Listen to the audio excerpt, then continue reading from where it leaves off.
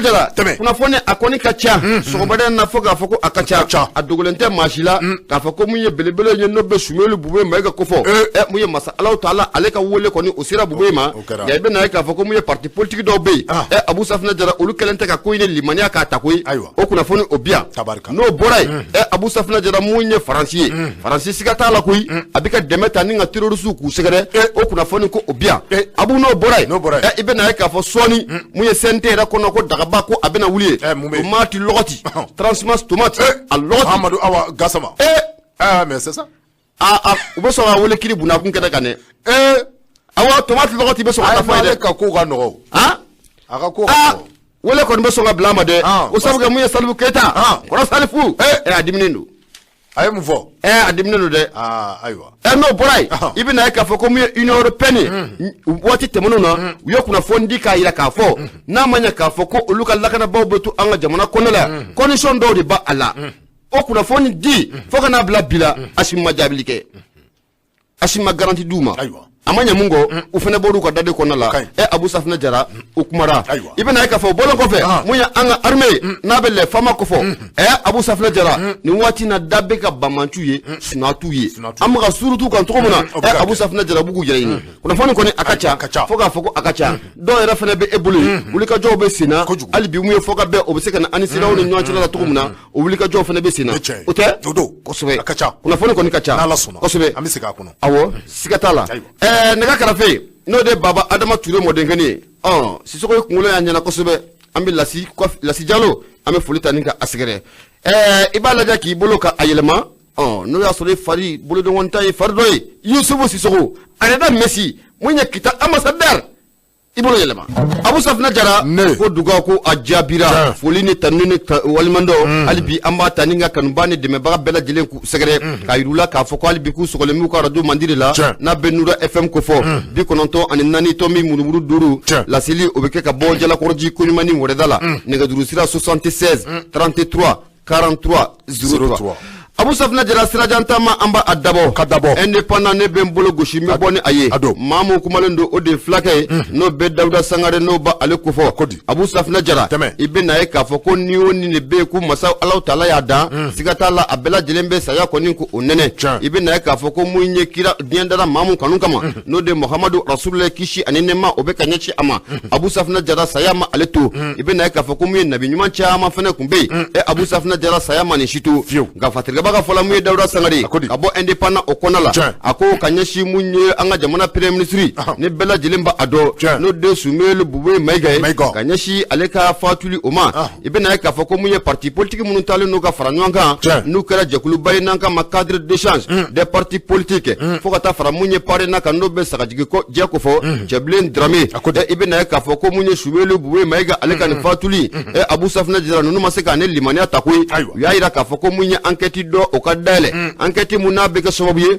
fe munna akera soboye ka sumelu bube maiga ni ka afatu ane mamunu no olu no bala bolo don ko ni ko abiseka shi umma tugumna cadre d'échange des partis politiques ani parina Abu Safina jala ni yo olu ka kuna foni ni yoyi fatima ka fola muye Dawda Sangare ako munye sumelu bube maiga esigata la ko sumelu ko ni akera c'est tout c'est fini ibena ka foko munye sumelu bube maiga Abu afatura ka shito sambi woro ani shiyekina tenendo no bena marsikalo kile muga ani kelema samba fla ani samugwa ani fla ibena ka foko munye okela clinique munanka mako passer nga fatriba ka fola kabini wati munamu sumelo buwe maiga aka fatuli kuma ajezera ibena ka foko aka parti politique munube ani mamunu ye politique baro ke nyamfe olu tale no ka fara jekulu kan wati na ango jekulu ma cadre de change de parti regroupement politique pour une transition réussie jekulu munya ira ka foko munye masikalo kile mugo ani duru Abu Safina jara kono temena ko lutina fanga lakodo o jekulu odo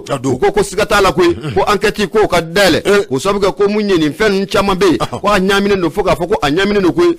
sumelu buwe maiga alega fatuli ko enquête o ka dele ma fe mun kara sobe ka buwe ka afatu o ka nyadon jona ani mamun be ko lu no yirala Abu Safina jara ku bolo ka da oka fatriba ka fola munye Dawda Sangare ako ni ya jetemina kalaje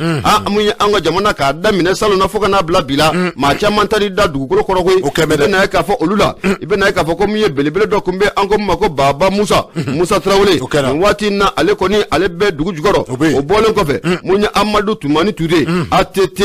nin waati in na mun ye ATT siga t'a la ale fana bɛ dugu jukɔrɔ o bɔlen kɔfɛ fo ka taa fara mun ye Laji Burama kan Ibrahim Boubacar Keita IBK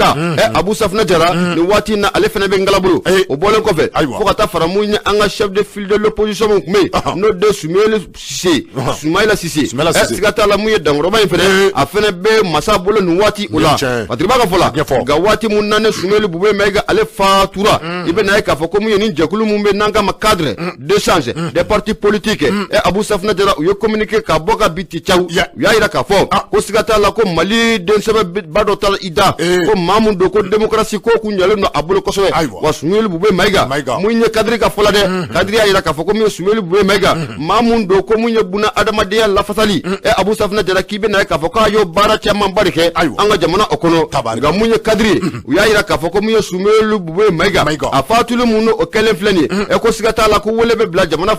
marabaaw ma koyi jamana fanga siga t'a la ko wele ko a bɛ bila u ma ko k'o sababu kɛ ko waati tɛmɛnenw na k'olu ye zolen kɔni ka a da ka kulekan bɔ fan bɛɛ lajɛlen fɛ ko Soumaïla ka bana in ko a jugalen don fɛɛrɛ dabali ka kɛ ka Soumaïla bila ka taa jamana kɔ kan ko mun ye jamana marabaaw k'u ma kala don u ɲin na ka bɛn n'o ye o siratigɛ la i bɛ na ye k'a fɔ mun ye cadre u y'a yira k'a fɔ ko mun ye Soumaïla Bouba Maïga ko a fatulen filɛ sira mun kan nin siga t'a la ko politique ko o sira don koyi wa ko fɛn caman ba a la Abu Safina Jara fɛn minnu na a sɛbɛkɔrɔ ɲaaminen don fɛn don k'u tɛ ka se k'a faamu cogo si la wa u tɛ ka se ka ne limaniya k'u ta Abu Safina Jara mun ye cadre u ko nin ko in k'a ka sɛgɛsɛgɛ yeelen ka di a kan fɛn mun kɛra sababu ye ni ka Soumaïla Bouba Maïga Abu Safina Jara ni ka a fatu ko o ko ka ɲɛdɔn joona o bɔlen kɔfɛ maa minnu kɛra sababu ye ni ka na ni Soumaïla Bouba Maïga ka fatulen Abu Safina Jara ko tɛgɛ ko a ka da quoi Patriba ka fɔ la a ko o bɔlen kɔfɛ mun ye sagajigija ye n'o bɛ parena ko fɔ Cɛbilen Dramé ale tɛ wa ale fana y'a yira k'a fɔ ko yeelen ka da ko in kan koyi Soumaïla Bouba Maïga a fatulen filɛ taabolo min na ni ta Abu Safina Jara ko yeelen ka da a kan ko wa ko mun ye a ko k'a ka ɲima jɔlenya Patriba ka fɔ la mun ye Dawuda Sangare a ko sini n'o bɛɛ bɛ alamisa don ma marisi kalo tile 24 nɛgɛ ɲɛ 16 waati i bɛ na ye k'a fɔ ko min ye Soumaïla Bouba Maïga Abu Safina Jara a bɛ taa da a ka dali laban o yɔrɔ siga t'a la Abu Safina Jara ko Soumaïla Bouba Maïga a ka fatuli mun kɛlen i bɛ na ye k'a fɔ ko hali ni parti politique dɔw fana ye kunnafoni ka a cari nka olu ni cadre fo ka taa fara parrain kan olu ka kunnafoniw tɛ kelen koyi o parti politique la ADEMA PSG n'ale ɲɛmaa ye Marimata Jara ye fo ka taa fara mun ye sini di faso yiriwatɔ kan Mutaga Tall RDS n'o bɛ professeur Elhaji Yunusu Ahmed Diko n'o ba ale ko fɔ Pierre Fasoko o ɲɛmaa ba ye fulakɛ n'o bɛ Mahamadu Umar Siribe fo ka taa fara mun ye Morema ɲɛmaa kan n'o de Kasimu Tapo ye Abu Safina Jara ninnu bɛɛ lajɛlen ye taasi bila kɛ ni ka ɲɛsin mun ye Soumaïla Bouba Maïga a ka somaw ma koyi o bɔlen kɔfɛ hali an yɛrɛ ka jamana gouvernement Sufɛ Kokala Maïga a n'a ka gouvernement ma to koyi u ye kunnafoni ni ka bɔ ka binti cɛ ye k'a yira k'a fɔ maa mun na a fatulen filɛ nin n'o ye Soumaïla Bouba Maïga siga t'a la k'a ye baara caman de kɛ jamana kɔnɔna la wa mun ye bɛɛ fanga n'o bɛ démocratie ko fɔ i bɛ na ye k'a fɔ ko a jɔyɔrɔba de kɔni ko o ye o la Abu Safina Jara mun ye Dawuda Sangare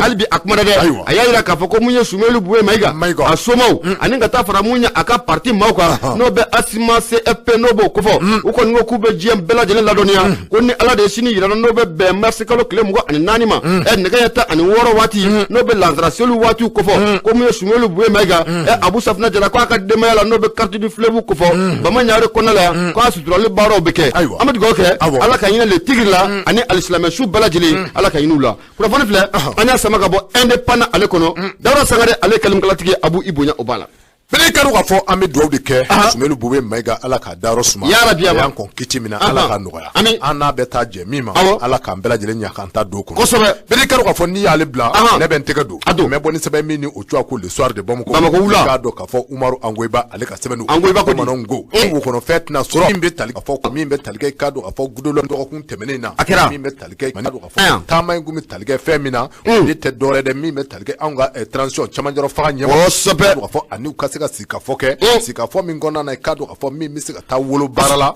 baara min ni o tɛ dɔwɛrɛ dɛ sanction min ni a talen bɛ ka bin anw ka jamana in kan i k'a dɔn k'a fɔ an bɛ waati min na komi bi sanction min ni a sigilen bɛ anw kan an bɛ waati min na komi sisan n'o ye CEDEAO ani UEMOA ka sanction ye a ka jan ka taa se fɔ communauté internationale waati min na komi bi fɛn min bɛ tali kɛ kalo 3 baɲanko la i k'a dɔn k'a fɔ ko nin baara cɛjugu in a bi o bɔ parce que i b'a fɔ la maa min filɛ nin ye wulikajɔ sababu i k'a dɔn k'a fɔ sanga ani waati bɛɛ lajɛlen na Goudron Jonathan i k'a dɔn k'a fɔ ale kɔni a bɛ wulikajɔ kan ka kɛ a bɛ anw ka jamana ani CEDEAO cɛ international cɛ Umaru Jonathan a taali kɛ comité local de suivi de la transition na u ye ɲɔgɔn ye kɛ a kɔ yan ɲɔgɔn ye min ka dɔn k'a fɔ a taalen tile 2 kɔfɛ ɲɔgɔn ye kɔni kɛra a b'a jira k'a fɔ ko min bɛ tali kɛ k'a dɔn k'a fɔ sanction ninnu bɛ se ka wuli cogo min na k'a dɔn k'a fɔ ko u ye jateminɛw jateminɛw bɛ se ka lasabati cogo min na min bɛ tali kɛ k'a dɔn k'a fɔ sanction min ni a ta bɛ ka anw ka jamana in sɛgɛrɛ k'a dɔn k'a fɔ sanction in a bɛ se ka kɛ wuli sababu ye cogo min na k'a dɔn k'a fɔ yanni an ka se k'a dɔn k'a fɔ min bɛ tali kɛ Ramadan ma n'o ye sunkalo ye k'a fɔ bɛɛ lajɛlen bɛ a kalama k'a fɔ sunkalo ale bɛ k'i tɛlu ka na ni dun y'an ka jamana in ta bi k'a dɔn k'a fɔ sɛgɛn a bɛ maaw kan min bɛ tali kɛ da dumunifɛnw na u tɛ se ka sangoyi min bɛ tali kɛ k'a dɔn k'a fɔ hakaja ka se essence ma ani carburant ninnu bɛɛ lajɛlen kɛmɛ fɛn ye mun ni i k'a dɔn k'a fɔ a tɛ se ka san an bɛ waati min na komi bi i k'a dɔn k'a fɔ Goodluck Jonathan ka nin taama in kɔnɔna na k'a dɔn k'a fɔ kuma caman de tɛmɛna ani anw ka jamana ɲɛmaaw cɛ kuma i k'a dɔn k'a fɔ min bɛ tali kɛ comité dɔ la comité dɔ sigilen bɛ sen kan min ni o cogoya ko comité local de suivi de la transition olu ka baara ti dɔwɛrɛ dɛ k'a dɔn k'a fɔ ka se ka kuma ɲaɲa k'o tɛmɛ i k'a dɔn k'a fɔ Goodluck Jonathan ale ni anw ka fama ɲɛmaaw cɛ dɛ kuma i k'a dɔn k'a fɔ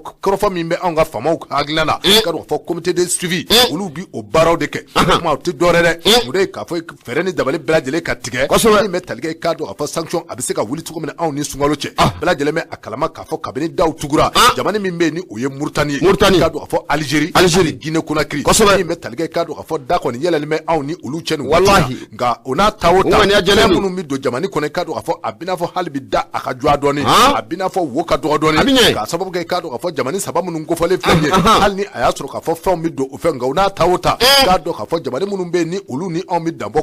kosɛbɛ kɛrɛnkɛrɛnnen k'a dɔn k'a fɔ an ka doniw bɛ na sira min fɛ n'o bɛ tali kɛ k'a dɔn k'a fɔ Sénégal sira ka taa bila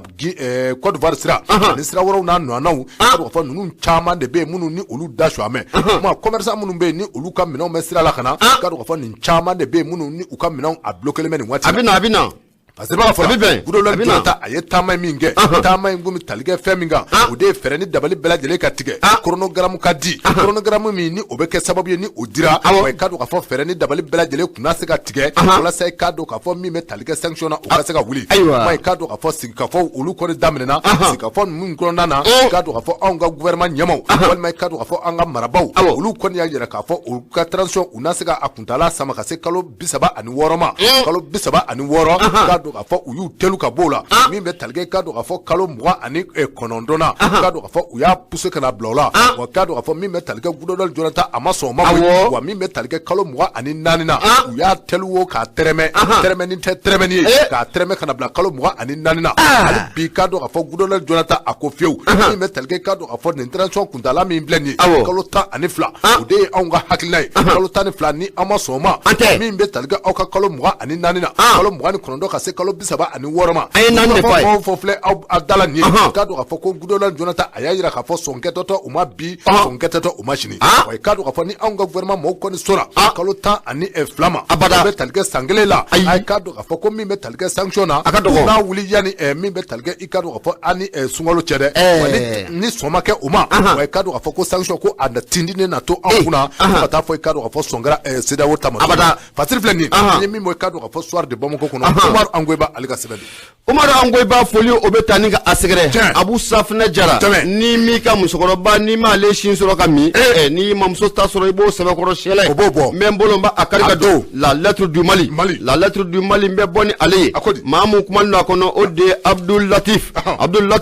a kumada dɛ a ko mun ye an ka taa mun ye Sahel o kɔnɔ la k'i bɛ na ye k'a fɔ ko mun ye Faransi ye k'o kuma na k'e ka dɛmɛ de ta ka terroriste k'u sɛgɛrɛ wa Fatigiba ka fɔ la mun ye Abdul Latif ye a ko waati sera ko ɲininkali to min ko a ka sigi kun jumɛn de bɛ ka mun ye Faransi ministre mun bɛ yen n'o de Jean-Yves Le Drian fo ka taa fara mun ye Macron kan kun jumɛn de b'u la hali bi n'u bɛ ka boli an ka jamana o nɔfɛ Fatigiba ka fɔ la mun ye Abdul Latif ye a ko n'i ye ko in jateminɛ k'a lajɛ a dogolen tɛ maa si la k'a fɔ ko nin waati laban ninnu na mun ye transition malien n'o bɛ an ka fanga marabaaw n'o bɛ o kofɔ siga t'a la ko u bɛ ka wulikajɔ caman kɛ sira caman fɛ k'i bɛ na n'i nana lakana siraw kan fo ka na n'o ye baara caman siraw kan Abu Safinɛ Jara jira ko baara ko o bɛ ka kɛ o ye mun ye ɲɛdimi ye ko kɔnɔdimi ko o t'o ye Fatigiba ka fɔ la a ko mun ye nin waati na Faransi yɛrɛ waati k'a bɛ ka ɲininkali to min k'o sigi a yɛrɛ la n'o bɛ Faransi ko fɔ ko mun ye terroriste ani ka taa fara mun ye gouvernement du Mali o kan nin fila la ko an kan ka jɔn de ta nin fila la nin waati in na ko mun ye Faransi ye est-ce que t'a la k'a bɛ ka nin ɲininkali to min n'u ko o sigi a yɛrɛ kan o sabu kɛ n'a ye terroriste ta Abu Safina Jara siga t'a la olu ka tiɲɛni k'i bɛ na ye k'a fɔ ko a dagosi ka bon kosɛbɛ n'u ye dɛmɛ ta k'olu sɛgɛrɛ i n'a fɔ laadala ko la u b'a kɛ cogo min na Abu Safina Jara ko a tiɲɛni k'a barika ka bon wa o kɔlɔlɔ yɛrɛ ko a laban ko a bɛ sɔn ka yɛlɛ Faransi la Fatigiba ka fɔ la a ko mun ye Drian Jean-Yves Drian fo ka taa fara mun ye Macron kan aw mana kɛ mun ye Mali fɛ togo o togo aw tɛna kɛ an ka jamana in fɛ abada ka tɛmɛ mun ye Malidenw kɔni kan an ma dɔwɛrɛ ɲini aw fɛ an y'a yira la de k'a fɔ ko mun ye partenaire ye an mɛna partenaire ni ka a yɛlɛma a ko ni dun ye ko in jateminɛ k'a lajɛ gɛlɛya fɛn fɛn n'o filɛ an ka jamana in kɔnɔ nin waati in na Abu Safina Jara mun ye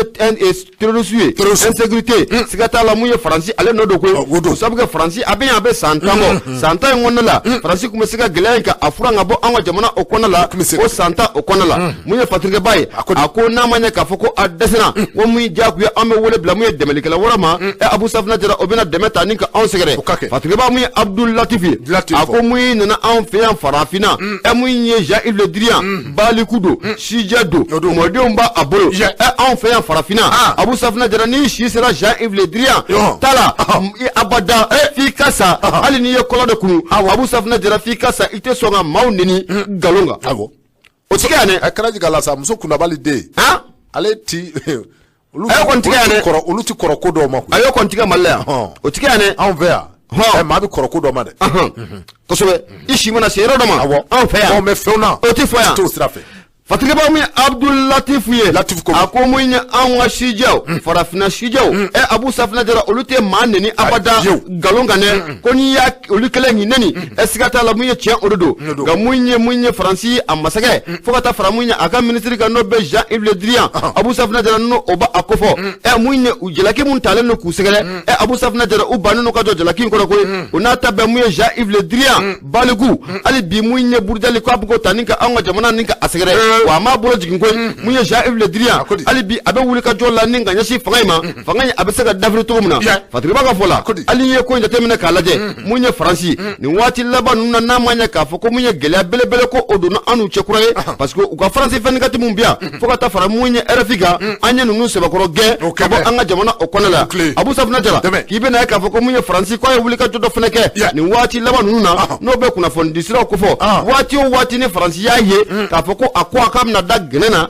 Abu Safina Jara a bɛ sira ni wɛrɛ bɔ ni maaw ye kunnafoni o bɛ cari fan bɛɛ lajɛlen fɛ mun ye mercenaire ko kuma ye Abu Safina Jara u ka kunnafonidilaw olu b'o sɛlɛ diɲɛ fantan naani bɛɛ lajɛlen fɛ Fatigiba ka fɔ la a ko an bɛ don min na ko bi siga t'a la mun ye Faransi ye a sɛbɛkɔrɔ sirannen don mun ye an ka autorités ye a sɛbɛkɔrɔ jɔrɔlen don mun ye an ka autorités ye k'o de kɛra sababu ye hali Faransi fo ka taa fara mun ye a ka organisation minnu bɛ yen ani a bɛ jamana minnu olu bɛ jɛ ka a n'a ka baara kɛ ɲɔgɔn fɛ n'o ye pays européen dɔw ye Abu Safina Jara u y'a yira k'a fɔ ko mun ye an ka marabaa dɔw bɛ yen n'o bɛ an ka mun ye responsable dɔw ko fɔ an ka ministre dɔw k'u tɛ bɔ abada ni ka taa u ye jamana wɛrɛ kɔ kan Abu Safina Jara ko Faransi ye nin kɛ dalilu min na i b'a dɔn wa ko siga t'a la koyi ko sabu kɛ Faransi b'a dɔn san 10 in kɔnɔna la a ye janfa jugu min kɛ san 10 in kɔnɔna la Faransi ye tiɲɛni min kɛ marabaa b'a anw bolo bi Abu Safina Jara n'u tora ka jamana kɔkan na k'o sɔrɔ kunnafoni k'u bɛ taa a di ni ka taa a baara bɛɛ lajɛlen ci k'o de kama ko Faransi ko a taara fara maa wɛrɛ kan ka maa wɛrɛ nɛgɛ ni ka fara a kan walasa mun ye an ka marabaa dɔw bɛ yen Abu Safina Jara u kana se ka bɔ mun ye jamana in kɔ kan cogo si la Fatigiba ka fɔ la hali bi ko mun ye Faransi ye mun ye Macron ko a tɛ fɛ k'i tɛgɛ jigin koyi a bɛ ka wuli ka jɔ kɛ ko sabu kɛ kɛlɛ mun na a wulilen filɛ nin Ukrainikaw fɛ yen a yira k'a fɔ ko mun ye Macron ko ale ye médiateur ye wa o médiateur ya kɔnɔna la mun ye a bɛ ka wuli ka jɔ kɛ walasa mun ye Russie masakɛ dɔ bɛ Poutine ko fɔ a bɛ se k'o hakili yɛlɛma cogo min na k'o kun bɔ an ka jamana ma nka Fatigiba ka fɔ la mun ye Faransi masakɛ dɔ bɛ Macron ko fɔ a k'a dɔn k'a fɔ k'ale ye wɔlɔ mun dun siga t'a la Poutine ale ye jukɔrɔnɔ dimi Fatigiba ka fɔ la hali bi ko an ka taa ɲɛ k'i bɛ na ye k'a fɔ ko hali bi Jean-Yves Le Drian Abu Safina Jara a tɛ fɛ k'i bolo jigin koyi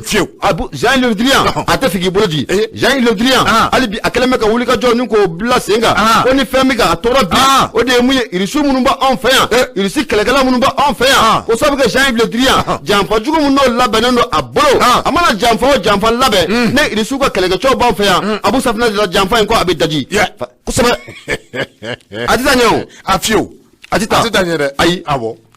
Fatigiba ka fola a ko fɛn mun kɔni jɛlen don Abu Safinɛ Jara i n'a fɔ nɔnɔ kɛnɛ o de mun ye Jean-Yves Le Drian a k'a sigi n'a ye koyi kɔlɔlɔ kɔni ko a tɛ taa k'a to a fɔda o sabu kɛ fɛn caman bɛ yen n'i y'a ɲaaminen an ka jamana kɔnɔ la est-ce que t'a la ko Jean-Yves Le Drian Abu Safinɛ Jara ko a nɔ b'a la o siratigɛ la Jean-Yves Le Drian a k'a dɔn k'a fɔ ko min ye don n'a nataw la an bɛna yɛlɛ wele kiri bunakun kɛnɛ kan koyi o sabu kɛ mun ye Jean-Yves Le Drian an ka passeport biométrique a y'o marché ni ka pression kɛ anw marabaaw kan waati tɛmɛnw na k'o marché bɛɛ lajɛlen ta ka di a den ma Abu Safinɛ Jara Faransi sariya dunna n'a donna k'a fɔ k'i y'o kɛ maa min fa yɛrɛ fa kojugu o ye k'a daminɛ i naissance fo ka na se i bɔ a bɛɛ tiɲɛna i bɔkolo n'o o jɔra a la k'a fɔ ko a ye pression de kɛ anw marabaaw kan walasa mun ye marché passeport biométrique mun bɛ o ka ta ka di a den ma n'a jɔra a la Abu Safinɛ Jara o y'a ka ko bannen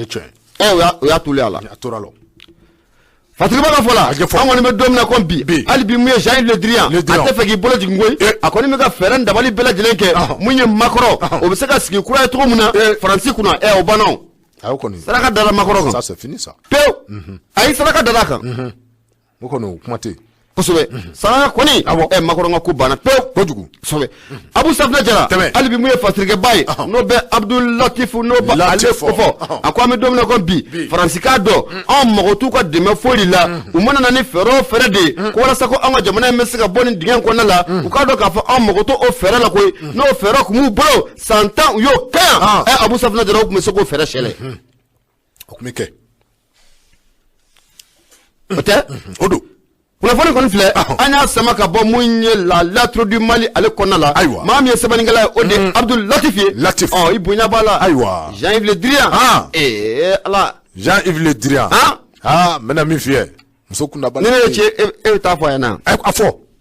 ne bɛ taa fɛn fɔ ye min tɛ hali e bɛ ci e bɛ ka fɔta e ka fɔta e bɛ fɛ ka mun fɔ a ye i bɛ t'i bolo ci a kunkolo kan ka na i bɛ se k'o kɛ o dama wa ma kusi ma ta kusi ma si tɛ kun dɔ wa a ka ɲi an ka yan bila yan bila Jean-Yves Le Drian si t'a kun na o ayi o de kɛra kunna ja n'o kuma kun na ne kuma ta kunsigi de ma e bɛ mun k'a la a ta kunsigi ma k'a sama ka yɛlɛ cɛ ɲɛ b'a la Jean-Yves Le Drian ninnu cɛkɔrɔba ninnu u bɛ se télé la dɛ a bɛ se télé la aw denmisɛnnin ninnu filɛ nin ye attention a sen ka fɛgɛn attention moi j'ai attention ceinture noire yɔrɔ jumɛn combienième dan ekɔliso la wa comment ko ne ceinture noire cɛ sabali koyi Abu Safinɛ Jara kunnafoni filɛ nin ye an y'a sama ka bɔ la lettre du Mali ale kɔnɔ mun ye Abdul Latif ale ye sɛbɛnnikɛla ye i bonya o b'a la bɛɛ kɛra k'a fɔ Abdul Latif an b'a fɔ k'a waleɲuman dɔn n'i y'a la lettre du peuple walima la lettre du Mali n'i y'ale bila ne bɛ n bolo don n bɛ bɔ ni sɛbɛn min ni o cogoya ko le nouveau réveil k'a dɔn k'a fɔ ka kɛ ni u ka bi arabadonya boli ye mars kalo tile 23 san 2022 ko ko 285 a ye k'a dɔn k'a fɔ min bɛ tali kɛ cɛja la ministre des affaires étrangères an ka Mali ministre des affaires étrangères Abdoulaye Diop ale ko tɛ a ye k'a dɔn k'a fɔ k'i ka dɔn k'a fɔ plan min n'i k'a dɔn k'a fɔ ennemis bɛɛ fa k'o tigɛ anw ka jamana in na ennemis ti dɔwɛrɛ dɛ k'a dɔn k'a fɔ anw ka jamana a juguya jamana minnu bɛ yen jamana minnu bɛ yen k'a dɔn k'a fɔ n'olu b'a fɛ ka juguya ta ka don anw ka jamana kɔnɔ kɛrɛnkɛrɛnnenya k'a dɔn k'a fɔ badenya k'a dɔn k'a fɔ o bɛ anw ni minnu cɛ sinjiya ani badenya k'a dɔn k'a fɔ teriɲɔgɔnya o bɛ anw ni jamana minnu cɛ kɛrɛnkɛrɛnnenya k'a dɔn k'a fɔ la Mauritanie ale ko tɛ a ye k'a dɔn k'a fɔ ko Abdoulaye Diop a kumana Abdoulaye Diop k'a dɔn k'a fɔ a y'a yira k'a fɔ ko Mauritaniens k'a dɔn k'a fɔ ko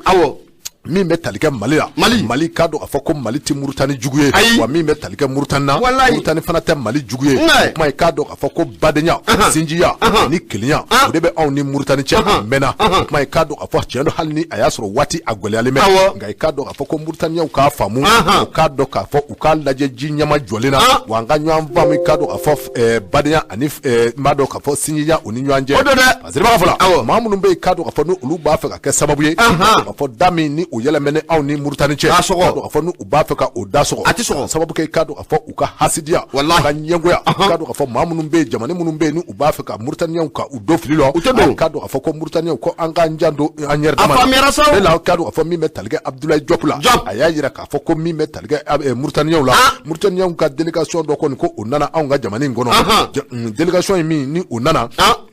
betalikɛ bela jɛlen bɛ a kalama k'a fɔ dɔgɔkun tɛmɛnenw na kɛrɛnkɛrɛnnen ka don k'a fɔ marisi kalo a daminɛ na min bɛ talikɛ Muritani ressortissant damadɔw la olu kɔni fatura min bɛ talikɛ ka don k'a fɔ Mali a dugukolo kan o kɛra sababu ye min bɛ a to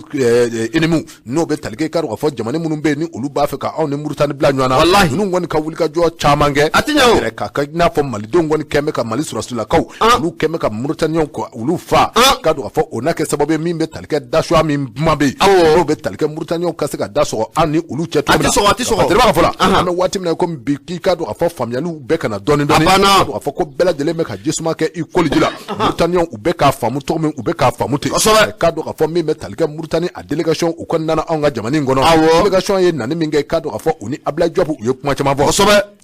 pɔn ninnu bɛ talikɛ min na e ka don k'a fɔ faamuyaliw ka se ka na an ni ɲɔgɔn cɛ min bɛ talikɛ ka don k'a fɔ badenya ni sinja min bɛ anw ni ɲɔgɔn cɛ k'a fɔ olu ka se ka to ɲɔgɔn fɛ k'a don k'a fɔ an kan ka jɛ ka kɛlɛ kɛ fɛn min kan k'o de tɛ dɔwɛrɛ dɛ o de ye Mali ni Muritani an bɛɛ lajɛlen kan ka jɛ ka fɛn min kɛlɛ k'o de ye terrorisme n'o bɔra yen Mali ni Muritani an kan ka jɛ ka fɛn min kɛlɛ k'o ye insécurité ni o ye lakanabaliya ye n'o bɔra yen Mali ni Muritani an kan ka jɛ ka fara ɲɔgɔn kan ka kɛlɛ min kɛ k'o de ye ka don k'a fɔ min bɛ wele ko crime k'o ye kojugu kɛw ye ka don k'a fɔ banbandiya wale minnu ni olu bɛ kɛ Mali ani Muritani cɛ ka don k'a fɔ ko ka fɛrɛ ni dabali bɛɛ lajɛlen tigɛ Mali ni Muritani k'u bolo di ɲɔgɔn ma ka don k'a fɔ ka jɛ ka o kɛlɛw kɛ nka min ye ka don k'a fɔ maa jugu wɛrɛ min ni o b'a fɛ ka kɛ sababu ka Mali ka ani Muritani ka an bila ɲɔgɔn na a ye ka don k'a fɔ ko an ka ɲɔgɔn faamu maa juguw kan dɛ n'o tɛ ko ni u sɔnna ka an bila ɲɔgɔn na dɔw nataw la ka don k'a fɔ ko a bɛ kɛ gɛlɛya ye fa kelen kelen bɛɛ lajɛlen fɛ tiɲɛ don ka don k'a fɔ ko Mali kɔni bɛ gɛlɛya kɔnɔ nka waati min na ka don k'a fɔ CEDEAO y'a ɲini ka da bɛɛ lajɛlen suwa nin jamana damadɔw de bɛ yen minnu y'a yira k'a fɔ ko olu ni Mali ye sigiɲɔgɔnya ye olu ni Mali ye badenya ye wa min bɛ talikɛ dasoya la ko fiye ko u tɛna kɛ Mali cɛ ba n'a ma ɲɛ k'a fɔ ko olu de kɛra sababu ye ka dayɛlɛ anw ni u cɛ kuma ye ka don k'a fɔ ko an ka fɛɛrɛ ni dabali bɛɛ lajɛlen tigɛ gɛlɛya kana se ka don an ni ɲɔgɔn cɛ ne sababu la délégation min ni a bɔra Muritani kana anw fɛ yan ka don k'a fɔ ko u bɛɛ lajɛlen ani anw ka maliyɛnw an bɛ wulikajɔ la wa ka don k'a fɔ ko wulikajɔ bɛ ka kɛ min kɛra sababu ye ka don k'a fɔ ka maa ninnu k'u faa ka don k'a fɔ ko wulikajɔ ko bɛɛ lajɛlen n'a enquêtes kɛ ɲɔgɔn fɛ walasa ka don k'a fɔ a ko finman ani a jɛma a ka se ka ɲɛdɔn cogo min na siriba ka fɔ la ka don k'a fɔ ni o ye a Jalo ye ale kɔni y'a yira k'a fɔ an bɛ waati min na komi bi Mali autorité kɔni y'a ɲini tɔgɔ bɛɛ lajɛlen na faali wale minnu ni a kɛra nin yɔrɔ in na ka don k'a fɔ min bɛ talikɛ circulation na taa ka segu bɛ se ka kɛ cogo min na taa ka segin ka ale sonsoro yɔrɔ in na fɔlɔ fo ka taa fɔ i ka don k'a fɔ wulikajɔ ka se ka sigi sen kan min bɛ talikɛ ka don k'a fɔ sɛgɛsɛgɛli baaraw ka se ka kɛ Mali ani Muritani u frontières la maa minnu bɛ yen n'olu ye Muritaniɲɛw ye ka don k'a fɔ ni olu fatura yɔrɔ in na ka se ka enquête k'a bila sen kan sɛgɛsɛgɛliw bɛɛ lajɛlen ka kɛ yanni o cɛ ka don k'a fɔ ko yɔrɔ in kɔni ko a interdit bɛ maa ti tɛmɛ maa ti don maa ti bɔ wasiri filɛ nin ye an ye min bɔ nouveau revoit kɔnɔ a Jalo ale ka sɛbɛn Nouvelle réveil n'i y'ale bila Abu Safina Jara soit de Bamako ne ba ale sama ka gɛrɛna Abu Safina Jara a bɛɛ n'a ta mun ye jugu tɛ fantan na jugu mun bɛ fantan na o ye waritigi tɛgɛma gɛlɛ ye o don dɛ jugu tɛ fantan na waritigi tɛgɛma gɛlɛ ale de fantan jugu ye jugu foyi tɛ fantan na e bɛ fɛ waritigi ka mun de kɛ e bɛ fɛ waritigi ka mun de kɛ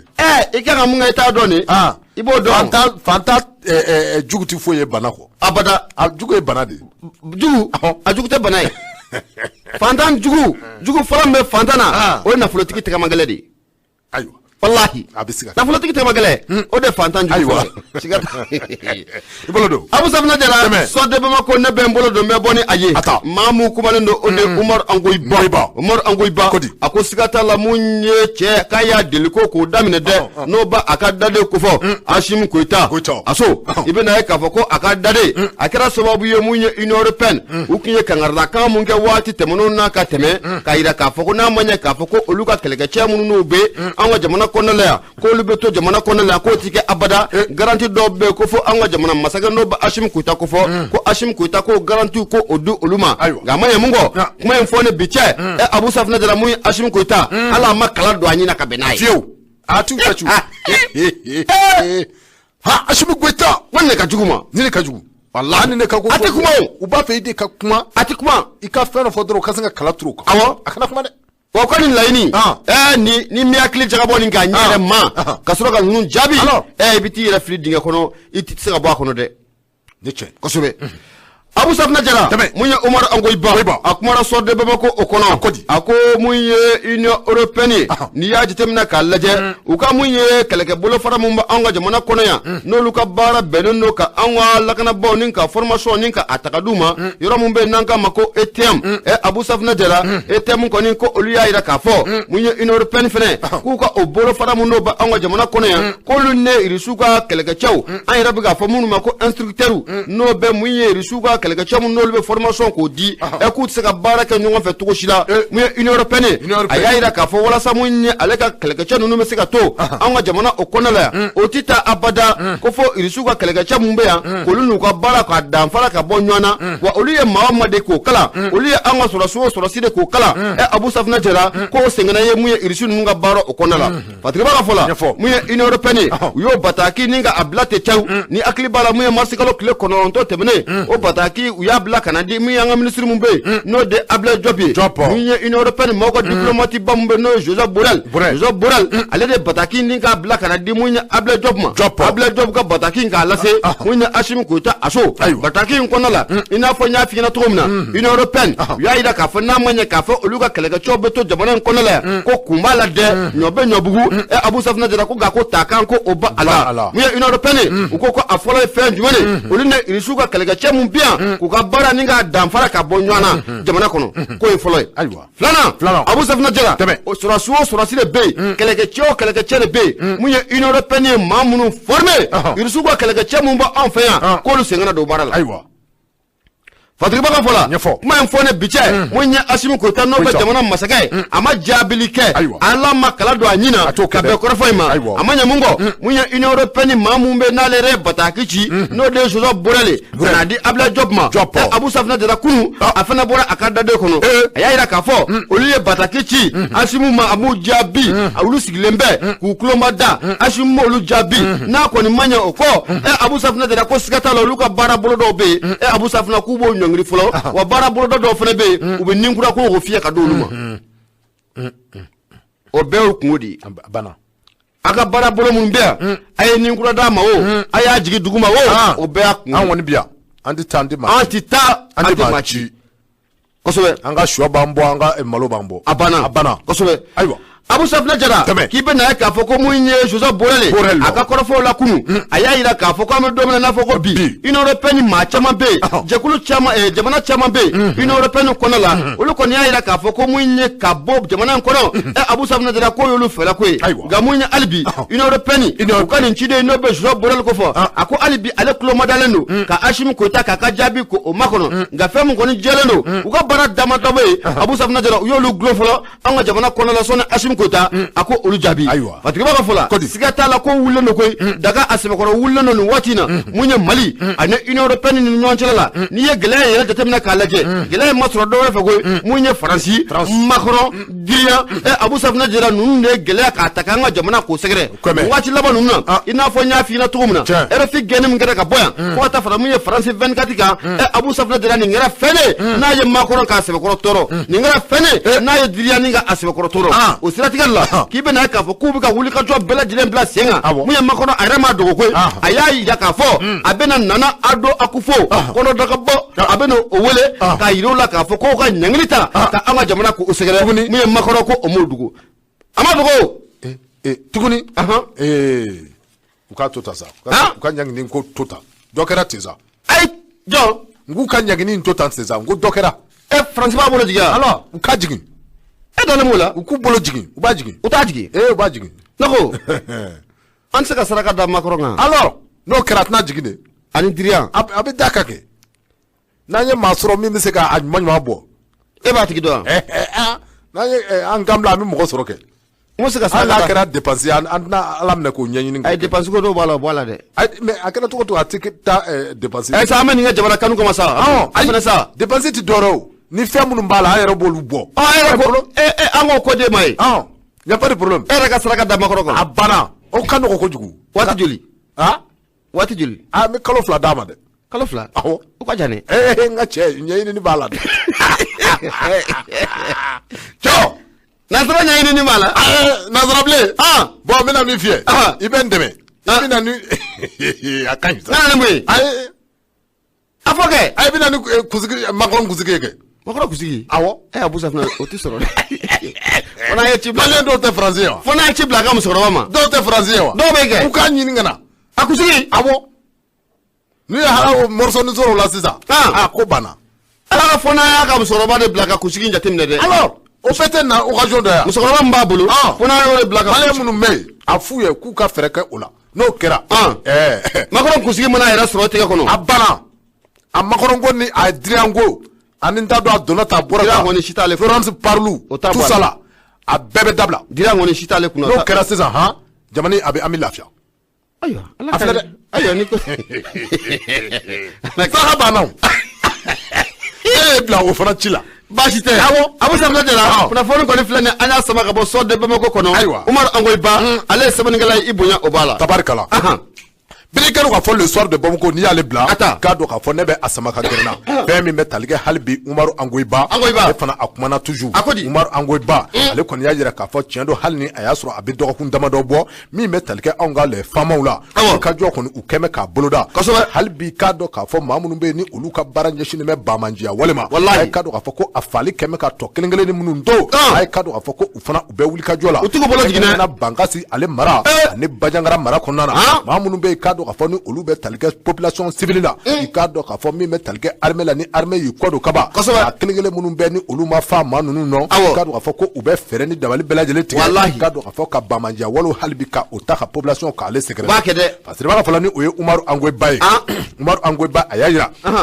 k'a fɔ u bɛ nin kunnafoni sɔrɔ waati min na a ye k'a dɔn k'a fɔ a fɔra k'a fɔ dɔgɔkun tɛmɛnen na k'a dɔn k'a fɔ maa minnu bɛ yen k'a dɔn k'a fɔ ni olu ye baamanji walekɛbaw ye k'a dɔn k'a fɔ ko a groupe maa damadɔ bɛ yen k'a dɔn k'a fɔ ko u taara don dugu dɔ kɔnɔ dugu minnu bɛ yen k'a dɔn k'a fɔ ni o cogoya ko Sengoe k'a dɔn k'a fɔ ani Paru ani k'a dɔn k'a fɔ Songola ninnu bɛɛ lajɛlen ye dugu ye minnu ni a bɛ Bajangara ani Bankasi fɛn min bɛ tali kɛ k'a dɔn k'a fɔ Sengola k'a dɔn k'a fɔ ko baamanjiw ko u taara don nin dugu in kɔnɔ wa k'a dɔn k'a fɔ ONG dɔ bɛ yen nɔ olu ka bolifɛn ko u ye o bolifɛn k'o ndaraki u la yɛrɛ ni o ye k'a dɔn k'a fɔ bolifɛn katikati dɔ ye k'a dɔn k'a fɔ nin mɔbili dakabana ye ko k'a dɔn k'a fɔ baamanji tɔni minnu tora k'a dɔn k'a fɔ minnu ne bɛ saya ani balo cɛ k'a dɔn k'a fɔ ko u kɛlen filɛ ka nin ONG in ka mɔbili k'a minɛ o la k'a dɔn k'a fɔ maa minnu bɛ mɔbili kɔnɔ ko u kɔni ye olu bila wa ma foyi ta ka olu kɔni sɛgɛrɛ nka min bɛ tali kɛ mɔbili la k'a dɔn k'a fɔ ko u ye duuru dɔ fiɲɛna ni a ye Umaru Angoy Ba ale ka fɔla k'u ye maa dɔ ɲininka a yɔrɔw la ye kɛrɛnkɛrɛnnenya téléphone na ko kɔni y'a jira k'a fɔ ko tiɲɛ don koyi waleya min ni a kuma fɔtɔ filɛ nin ye i k'a dɔn k'a fɔ ko tiɲɛ don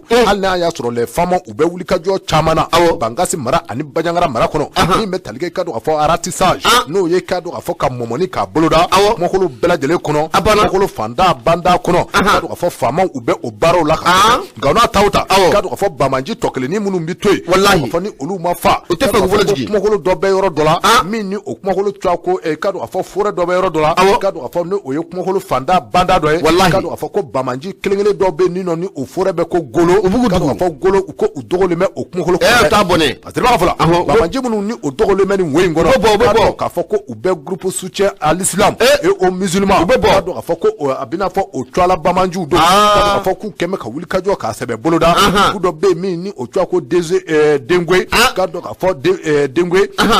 ani Jalo k'a dɔn k'a fɔ ani Denbere minnu bɛɛ lajɛlen ye dugu ye minnu ni a bɛ Bajangara ale mara kɔnɔna na wuli ka jɔ k'u kɛmɛ ka sɛbɛ boloda dɔgɔkun tɛmɛnen na i k'a dɔn k'a fɔ baamanjiw kɔni ko u donna nin dugu in kɔnɔ k'a dɔn k'a fɔ ko u ye fali walew ta min bɛ tali kɛ k'a dɔn k'a fɔ maa 10 Baɲango la k'u y'olu bɛɛ lajɛlen kɔni fa koyi min bɛ tali kɛ k'a dɔn k'a fɔ maa 26 k'a fɔ ko u y'olu minɛ dɔgɔkun tɛmɛnen na wa i k'a dɔn k'a fɔ ko u taara ni olu ye nka fali wale u ma ta k'olu sɛgɛrɛ nka min bɛ tali kɛ k'a dɔn k'a fɔ o maa minnu minɛnen b'u bolo ni olu bɛ wele ko enlèvement k'a dɔn k'a fɔ u b'a fɛ ka fɛɛrɛ ni dabali bɛɛ lajɛlen tigɛ i k'a dɔn k'a fɔ u bɛ se ka wari sɔrɔ olu tɔnkɔrɔ walasa u bɛ se ka u yɛrɛw ka baara ko u bɛ se ka nɔgɔya cogo min na i k'a dɔn k'a fɔ an bɛ waati min na komi bi i k'a dɔn k'a fɔ Bajangara mara ka taa bila Bankasi maraw la kɛrɛnkɛrɛnnenya a buguda kumaw ko i k'a dɔn k'a fɔ nin population maa minnu bɛ yen i k'a dɔn k'a fɔ ko u jɔrɔlen bɛ dɛ k'a sababu kɛ i k'a dɔn k'a fɔ ni armée ye wuli ka jɔ boloda ani waati bɛɛ lajɛlen na ni armée y'i kɔ don kaba i k'a dɔn k'a fɔ baamanji tɔni minnu bɛ ni u ma fa minnu ni olu bɛ wele ko rescapés n'u bɛ saya ani balo cɛ a i k'a dɔn k'a fɔ k'olu bɛ fɛɛrɛ ni dabali bɛɛ lajɛlen tigɛ fɛn min bɛ tali kɛ ka don k'a fɔ ka bamaja walo ta ka olu sigidalamaw k'olu sɛgɛrɛ ko nin ye taabolo min ni a jɔrɔ kɛ bɛ ka u minɛ kosɛbɛ kuma k'i ka don k'a fɔ hali bi k'a ɲini armée fɛ wuli ka jɔ tiɲɛ don u bɛ a kan koyi n'a ma ɲɛ k'a fɔ ko u ye yɔrɔ min libéré min bɛ tali kɛ ka don k'a fɔ armée maa dɔw ka to o yɔrɔ la ka sababu kɛ min bɛ tali kɛ ka don k'a fɔ population minnu bɛ yen olu bɛ se ka lakana cogo min na Basir filɛ nin ye an ye min bɔ soir de Bamako kɔnɔ Umar Angoiba ale ka sɛbɛn don soir de Bamako Umar Angoiba foli o bɛ taa ni ka a cɛ Abu Safina Jara ni fila n'o y'i bɔ k'i bin a dɔ la i bɛ wuli ka maa dala kan n'o y'i bɔ k'i bin i ti wuli Abu Safina Jara wuli man di fiyewu mun ye soir de Bamako n bɛ bɔ ni ale ye Laya Jara a kumara a ko sɔɔni mun ye tomati lɔgɔti transformation de tomati a lɔgɔti n'a a ko fɔra a bɛ Mamadu Awa Gasama a ba ale ko fɔ ko sɔɔni ko a tɛna wele mun ye kiri bunna kun kɛlɛ kan wa baba b'i sɔrɔ baba kulo t'a la a kulo b'a la n'i y'a ye kelen ka fɔ tomati lɔgɔti n'i y'a fɔ ko joli y'i fɛ Patrick Baka fɔra mun ye Laya Jara a ko mun ye fondation mun bɛ n'o bɛ Salifou Keita le cheval blanc de la musique malienne fondation in k'u dusukɔrɔ u tɔɔrɔlen don bi kosɛbɛ u sɛbɛkɔrɔ tɔɔrɔlen don Mamadu Awa Gasama Abu ale kɔrɔ a ma ɲɛ mun kɔ k'u tɛna t'u tɔta kiri bunakun kɛnɛ kan mun bɛ yen ka tɔɔrɔ Awa kɔrɔ Mamadu Awa Gasama a ye mun kɛ a ye mun fɔ cɛkɔrɔba ka kuma ka ca kuma ka ca tomati ka ca Abu Safina Jara mun ye fatirikɛ ba ye a y'a yira k'a fɔ ko mun ye Salifou Keita n'i y'a jateminɛ k'a lajɛ an ka fitina yelenba dɔ jamana in kɔnɔna la yan wa mun ye yefegew ka tɔn mun fana bɛ yen Abu Safina Jara i bɛ na ye k'a fɔ ko o fondation dɔ ko o kalifalen don a la wa Salifou Keita an bɛ don min na comme bi a bɛ CNT o kɔnɔna la wa mun ye Mamadu Awa Gasama siga t'a la o fana bɛ CNT o kɔnɔna la ko ninnu fila bɛɛ lajɛlen u bɛ CNT o kɔnɔna la Fatirikɛ Baka fɔ la a ko mun ye Salifou Keita a y'a yira k'a fɔ ko mun ye ale balila ka mun ye video dɔ ye an ka bɔlɔlɔ o sanfɛla la video mun ni Mamadu Awa Gasama Abu Safina Jara a b'a yira k'a fɔ ko ni politikimaw k'u dɛsɛnna ko ni politikimaw dɛsɛnna an ka fara ɲɔgɔn kan an ka gɔnbɛlɛ ni dɔ minɛ Abu ko cogo di cɛkɔrɔba de y'a fɔ ko a ko an ka fara ɲɔgɔn kan ala nin tɛ non mais ayiwa tɛmɛ ko tomati lɔgɔti a ko di n'o bɛ Mamadu Awa Gasama ko fɔ a ko tomati ko n'a ma ɲɛ k'a fɔ ko politikimaw kɛnɛ lɔgɔti an ka fara ɲɔgɔn kan tomati an ka gɔnbɛlɛnin dɔ ɲini mun bɛ Mali bɔ bolo la nin kuma in kɛra kara y'a bolo dɛ ayi f'a ka sa ten fɔ non ni kɔni sa non ça vraiment ni a tilala de ko yafa ma kuma y'a sɔrɔ y'a dun ni kuma de y'a dun kuma y'a dun lala a bɛ yafa deli Abu Safina Jara o kɔrɔfɔ mun filɛ nin ye a fɔli fo ka n'a bila bi la Salifou Keita y'a yira k'a fɔ fɛn don ale tɛna jɛ n'a ye bi wa ko ale tɛna jɛ n'a ye sini ko nin ye fɔlɔkɔ de wulilen ka ɲɛsin mun ye gɔnbɛlɛw ma ko nin kɔrɔfɔ mun n'a bɔra Mamadu Awa Gasama da kɔnɔ Abu Safina Jara ko siga t'a la ko mun ye alibinosu ye n'o bɛ yefegew ko fɔ Abu Safina Jara k'a bɛna maaninfinw de su ni k'u kɛ yefegew kan o siratigɛ la hali bi Salifou Keita a kumara a ko nin don kun tɛmɛnen na k'i bɛna k'a fɔ ko mun ye Mamadu Awa Gasama hali bi a kumara kunnafoni sɛbɛn dɔw la Mamadu Awa Gasama ko a kumara mun ye arajoso dɔw la a y'a yira k'a fɔ ko ale ye kɔrɔfɔ mun fɔ ne ta an ka fara ɲɔgɔn kan an ka gɔnbɛlɛnin dɔ ɲini mun bɛ Mali bɔ bolo la Abu Safina Jara k'u y'ale ka kɔrɔfɔ k'a bila minɛn mun kɔnɔ k'o tɛ ayiwa Gasama ko ten u y'a bila minɛn min kɔnɔ o tɛ k'o tɛ kɔrɔfɔ de man ɲi kuma de man ɲi n bɛna min fiyɛ Salifou ko a ko n'o y'a sɔrɔ k'o kɛra Mamadu Awa Gasama kɔrɔfɔ in kuma ka bɔ a da kɔnɔ tomati lɔgɔti a kuma ka bɔ a da kɔnɔ a man ka bɔ k'a bila minɛn kɔnɔ o tɛ minɛn ko ye o Salifou ko a ko mun ye Mamadu Awa Gasama hali n'a y'a sɔrɔ a y'a yira k'a fɔ ko ale ka kuma ko a ba ma yɛlɛmana de o ye fɛn ye Abu Safina Jara o tɛ dalu ye olu bolo koyi wa a ko tɛ dalu ye k'a fɔ k'olu ka yafa Mamadu Awa Gasama ma nin cogoya in na tan Abu Safina Jara ko ayi k'olu ti yafa ayi nin cogoya in na ka yafa minɛ ko nin cogoya in na ayi u ka yafa minɛ sa n'a ye yafa deli y'a mɛn ka delikɛlaw ci ka taa u fana tɛ tɔ minɛ a minɛ wagati de o tɔn tɛ minɛ waati kɛ sinon nin ko wulila Mamadu Awa Gasama bila ko tɛ o y'a dɔn sɔnni a ko ka se nin ma sɔnni u ka funteni maaw bɛ jamana kɔnɔna la n'olu ko Salifou ka da yɔrɔ min na a bɛ da yen Salifou le cheval blanc sɛgɛ t'a la dɛ ay nin ko ka jisuma ka nin fura ya ɲɔgɔn cɛ abana jango fila bɛɛ bɛ sente kɔnɔ ye ifila awɔ kuma y'i dun awɔ njo tala n ti nin fɔ bilen hali yafa ma abana ala kama abana pewu ala kama kira kama a ma ba ma abana a ɲa fɔra a ma dama don kana futini foyi wuli jamana kɔnɔ a balugu dama don awɔ nka n'i y'a kɛ cogo dɔ la ka i fana da de ten pewu i ti ka kuma ayo mun ye cheval blanc bɛ baga ta ma jango kelen ka jogo kelen sa jango kelen ka jogo kelen safu kɔni cheval bɛ baga ta ma jango kelen ka jogo kelen sɔrɔ n'i y'a jogo ye sen dɛ Patrick Ba ka fɔla a ko ko mun ye Salif Keita a ka nin fɔnaso ye u kɔni y'a yira k'a fɔ ko don n'a nataw la mun ye Mamadu Awa Gasama u bɛna taa wele kiri bunakun kɛnɛ kan nin kɔrɔfɔ mun na a bɔra da kɔnɔ ta Abu Safina Jara k'a bɛna taa i ta ɲɛfɔ kiri bunakun kɛnɛ kan Patrick Ba ko o de kɔnɔna la k'i bɛna ye k'a fɔ ko mun ye Salif Keita a y'a yira k'a fɔ ko Mamadu Awa Gasama nin baabu in ko a tun man ka bɔ a da kɔnɔ cogo si la Mamadu Awa Gasama e ye baaliku ye Mamadu Awa Gasama e bɛ jɔyɔrɔ mun na nin ye nin kɔrɔfɔ in k'a man ka bɔ i da kɔnɔ cogo si la o siratigɛ la ko CNT kɔnɔna la nin waati na mun ye daga su saba tɛmɛnen ka fɔ ka bɔ yen n'o bɛ Isa Kawuji n'o bɛ ale kɔfɔ ko sabu kɛ mun ye ale fana tɛmɛna kiri bunakun kɛnɛ kan an bɛ don min na ko bi ko Mamadu Awa Gasama don n'a nataw la a fana tɛna taa mun ye kiri bunakun kɛnɛ kan wa tumati lɔgɔti ayi non a bɛ ko bɛ nɔgɔya o awɔ ni jo tɛ ko min nɔ n'i taara kiri kɛnɛ kan n'i y'i jija a bɛ gɛlɛya i bolo nka n'i y'a ko nɔgɔya a bɛ nɔgɔya i bolo ayi yan'a ka se kiri yɛrɛ ma o alors nin ko in ban pewu banna nin ko in banna o a banna nka ni bɛɛ y'a kɛ k'a fɔ ko n tɛ fɛ k'a bila e yɛrɛ b'a dɔn k'a fɔ i ye kɔrɔfɔ mun fɔ kɔrɔfɔ mun don a kɔrɔfɔ sigilenba tɛ awɔ kuma y'i dun bamanankan y'i dun awɔ o kɛlen bɛ tomate lɔgɔti la dɛ o b'a la dɛ kuma bɛ to k'a dun wagati dɔ la o baba mana baba bi yan a bɛ awɔ ayiwa kuma bɛ to k'a dun nka n'a ma ɲɛ k'a y'i dun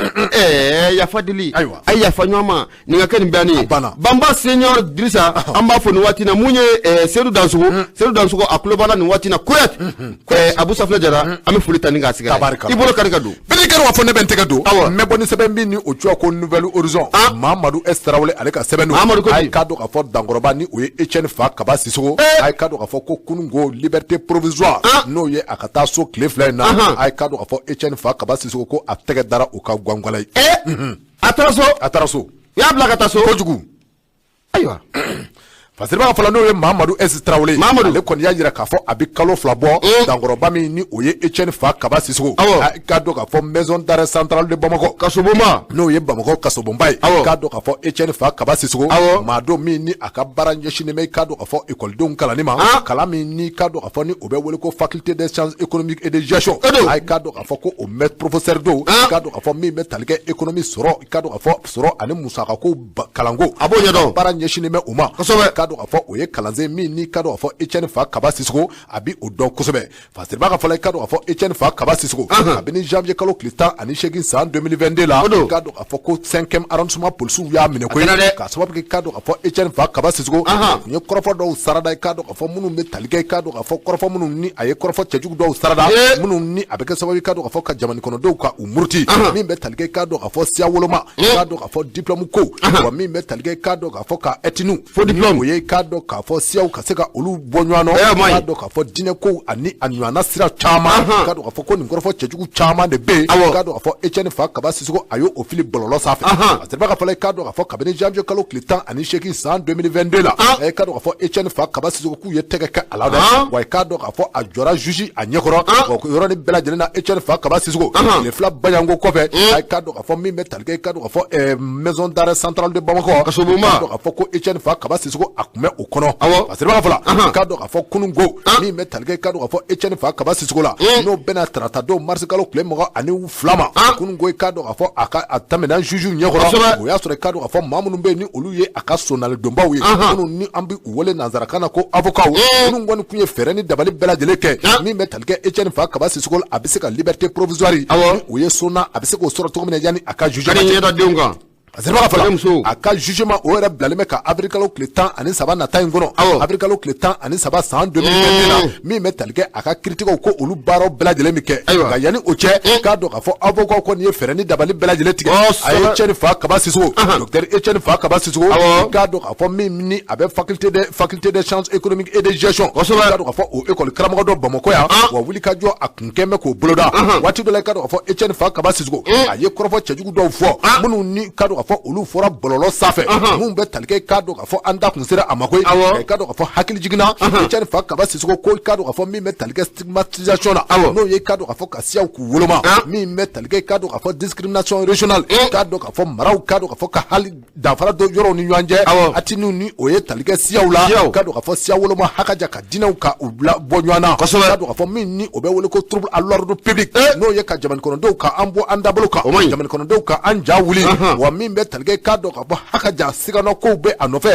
bɛ tali kɛ k'a dɔn k'a fɔ diplôme lankolonw olu kɔni a na kɛ ni a nɔminɛ mɛ nin bɛɛ lajɛlen na ninnu bɛɛ lajɛlen ye kɔrɔfɔ ye min b'a jira k'a fɔ ko Etienne Fa Kaba Sissogo a nɔkun minɛna nin bɛɛ lajɛlen de la wa min bɛ tali kɛ k'a dɔn k'a fɔ Etienne Fa Kaba Sissogo la kalo 2 baɲango k'a dɔn k'a fɔ a y'o kɛ a datugulen don wa an bɛ waati min na komi bi Masiriba kɔni y'a jira k'a fɔ Etienne Fa Kaba Sissogo kunun ko k'a dɔn k'a fɔ a nana so k'a dɔn k'a fɔ wa jirala k'a fɔ waati min na a y'a kɛ kaso la min bɛ tali kɛ a ka santé la n'o ye ka état de santé a ka kɛnɛya ko bunakun kan a ye k'a dɔn k'a fɔ ko mantɔrɔ si tɛ a la k'a dɔn k'a fɔ a ka kɛnɛ jɛgɛ k'a dɔn k'a fɔ Etienne Fa Kaba Sissogo nin waati na a bɛ a ka denbaya kɔnɔ ni k'a dɔn k'a fɔ avril kalo tile 13 nata in cɛ n'o sera don min na min bɛ tali kɛ a ka kiriw la ani min ka kan k'a dɔn k'a fɔ ko o na da kan n'a ni lafiya de ka kan k'a dɔn k'a fɔ o na di a ma n'a ni min ka kan o na di a ma asiri filɛ nin ye an ye min bɔ nouvelle horizon kɔnɔ Mamadou S Tarawele ale ka sɛbɛn nouvelle horizon Mamadou foli o bɛ taa ni ka a sɛgɛrɛ hali bi an b'a yira kanubaw la k'u sɔgɔlen bɛ Nura FM na 94 tɔmi murumuru 5 laseli o bɛ kɛ ka bɔ Jalakɔrɔji Koɲumani Wɛrɛda la nɛgɛjuru sira 76 33 43 03 Abu Safina Jara ne bɛ n bolo gosi ka don indépendant ne bɛ bɔ ni ale ye mun ye Ablaye Jara Jarakɛ a kumara a ko mun ye attaque 2 ko o tara ka an ka lakanabaw sɛgɛrɛ Bamanciw n'o bɛ diinɛ marifatigiw ko fɔ Abu ye attaque 2 kɛ ka ɲɛsin an ka lakanabaw ma nka n'a jara i bɛna ye k'a fɔ ko a bɛ se 2 mun ye an ka lakanabaw u ye terroriste maa 22 Abu Safina Jara u y'olu bɛɛ lajɛlen k'u daji wa mun ye terroriste ye u ka mobile bɛ fo ka taa fara mun ye u ka maramafɛn caman kan Abu Safina Jara ninnu caman ko a minɛni u la nka fatirike b'a mun ye Ablaye Jara ye hali bi a y'a jira k'a fɔ ko min ye siran kɔni ko hali bi k'o bɛ yɔrɔ kofɔlen ninnu na dɛ n'o bɛ an ka jamana kɔrɔnfɛnyanfan dɔw bɛ yen fo ka taa bila a camancɛ yanfanw na ko min ye siran ko a bɛ yen Ablaye Jara a y'a jira k'a fɔ ko ni attaque 2 mun na a taara ka an ka lakanabaw sɛgɛrɛ attaque fɔlɔ ko o kɛra Boninkaw fɛ yen attaque 2nan ko o kɛra Tesitigaw fɛ yen nka i bɛna ye k'a fɔ ko min ye an ka lakanabaw y'u jɔ jɔyɔrɔ la Bamanciw ka laɲini tun ye fɛn min ye Abu Safina Jara a ma sɔrɔ cogo si la fatirike b'a ka fɔ la a ko mun ye attaque fɔlɔ mun o kɛra Boninkaw fɛ yen mun ye zone de groupement o kɔnɔna la i bɛna ye k'a fɔ ko mun ye Bamanciw u y'o attaque mun ta ni ka an ka lakanabaw sɛgɛrɛ a ma diya u la koyi o sababu kɛ an ka lakanabaw y'u sɛbɛkɔrɔ surutu mun ye maa mun bɛ se k'i yɛrɛ ɲini Abu Safina Jara u y'u yɛrɛ ɲini ko i bɛna ye k'a fɔ ko mun ye maa 10 caman an ka lakanabaw y'olu bɛɛ lajɛlen ni k'o daji wa mun ye maramafɛn caman ko o minɛlu u la Abu Safina Jara o bɛɛ bɔlen kɔfɛ i bɛna ye k'a fɔ ko mun ye Bamanciw n'a ma ɲɛ k'a fɔ ko dɔɔni ko a tɛ tɔ to ko la maa tɔ ni minnu bɛ an bɛ don min na n'a fɔ ko bi u bɛ ka wuli ka jɔ jumɛn de bila sen kan n'o bɛ mugu pɛrɛntan n'o b'o ko fɔ lemurubani u bɛ t'o don dugu jukɔrɔ an ka lakanabaw mana tɛmɛ dɔrɔn mun ye lemurubani a bɛ exploser dɔrɔn mun ye mugu pɛrɛn a bɛ wuli a bɛ kɛ sababu ye mun ye o y'a sɔrɔ Bamanciw kɛlen bɛ ka jan kɔni k'o sɛbɛkɔrɔ da mun ye marifa cili o bɛ daminɛ nka mun kɛra Tesitikaw fɛ yen i bɛna ye k'a fɔ k'u y'o baaraw de k'o boloda ni ka ɲɛsin an ka lakanabaw ma u y'o baara minnu k'o boloda mun ye mugu pɛrɛn ta ka t'o don dugu jukɔrɔ u yɛrɛ kɛlen bɛ ka t'u dogo kɛrɛfɛlaniw fɛ an ka lakanabaw ka mobili bɛna yɛlɛ o kan dɔrɔn a bɛ pan o waati k'u bɛ mugu cili k'o daminɛ Abu Safina Jara u y'o mun kɛ Tesiti ɛsika t'a la an ka lakanaba 2 olu dara ye nka mun ye maa 7 fɛnɛ Abu Safina Jara olu banana fatirike b'a ka fɔ la a ko o bɛɛ n'a ta o donni kelen kama mun ye an ka lakanabaw u ye wuli ka jɔ ni k'o bila sen kan an ka admirateur Abu Safina Jara pankuru wulila kɛlɛkɛ pankuru minnu olu b'an bolo nin waati in na wulila mun ye Bamanci minnu ye nin baara in ka attaque an sɛgɛrɛ Abu Safina Jara bolo bɛ ta ka da o kan cogo min na i bɛna ye k'a fɔ an ka pankuru a wulila a ye surutuli kɛ ka nɔngɔli kɛ Abu Safina Jara Bamanci o Bamanci tun bɛ yen k'olu le jan da an ka lakanabaw ye Tesitikaw fɛ yen an ka lakanabaw y'a bɛɛ daji u si ma se ka boli tabarikala Asi kosɛbɛ a si ma se ka taa yɔrɔ si a bɛɛ dafirila walahi Abu Safna Jara Fatike ba ya yira ka fo tesidi konta mun ngara tesidi eska tala mu ye bamanchu ubeni langa le koy ibe na ka fo ko ali wati temenona munya angwa chef d'état major nobe général Alubwa Jara noba aloko fo ale ra wati temenona ale munu ga ko fe munya ale Alubwa Jara aya yira ka fo ko wuli ka joko bla blasenga kelege panguru bambolo nu wati na Abu Safna Jara amena chaman dene taninga anku na munya jamana koran fa fo ka ta fara munya a chaman kafa bamanchi be ni ye kalaga duguma ibena ka foko mi anga panguru wule no sanfe ubezuru tuika imana bolika do wawore kono Abu Safna Jara mbi yembuti aywa obike da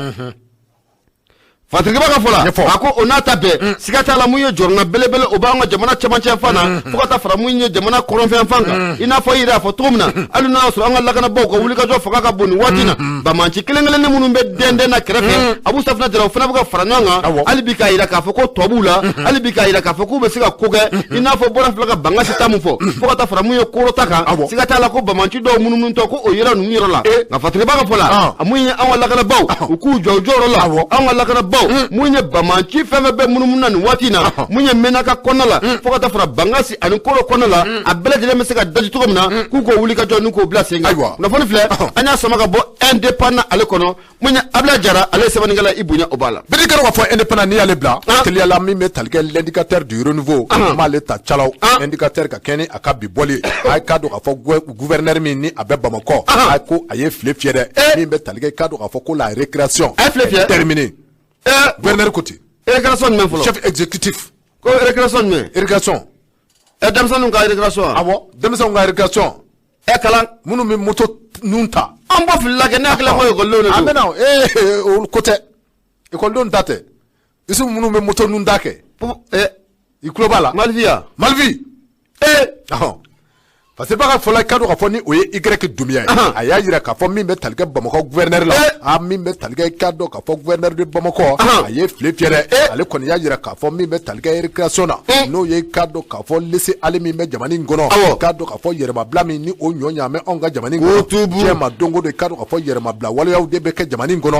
be ke bela jele nyenyana abeke masaw nyana abeke famaw nyana kado ka fo ko mati fen fo wa fenti bo machi taklina wala kado ka fo demese mjekulu munu ni olu be Bamako kerengene ne kado afo demese munu be ni olu keme ku nyeshi bara chejugu doma mi ni abe wole ko Malvi bamananga na kado afo ko shibla ngalama walma shifle kado afo ba wole ko Malvi o bara mi be ni obe talke moto nungoro tala mamunu be kado afo sanga ani wati ni ukeleme ka uchibla mbarema gouverneur ku kado afo ko niye abane ko fusirila adala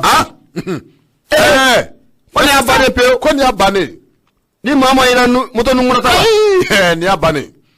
Fasiri baka fale kado ka fo ni oye y dumia oya yira ka fo mi metalge kado ka fo gouverneur mi ni abe Bamako ay kado ka fo akoni ya yira ka fo ko chendo ko kado ka fo wale mi ni a plenye ni wale ya chejugu bade ay kado ka fo mi metalge incivisme la no ye kado ka fo faso de njugu ya mi metalge kado ka fo laisser aller li yere ma bla kado ka fo ko ni sebe ni wale ya chejugu ye munu ni asebe nyonya ne me kerengene kado ka fo demese njekulu munu mbe ni makanki bolo tur demese na ka fo ko do machine ganema ne kanga kesaba yo mi ato jamani ubiseka jamani la joto wallahi munum be kado ka fo ni kado ka fo ko ni sanana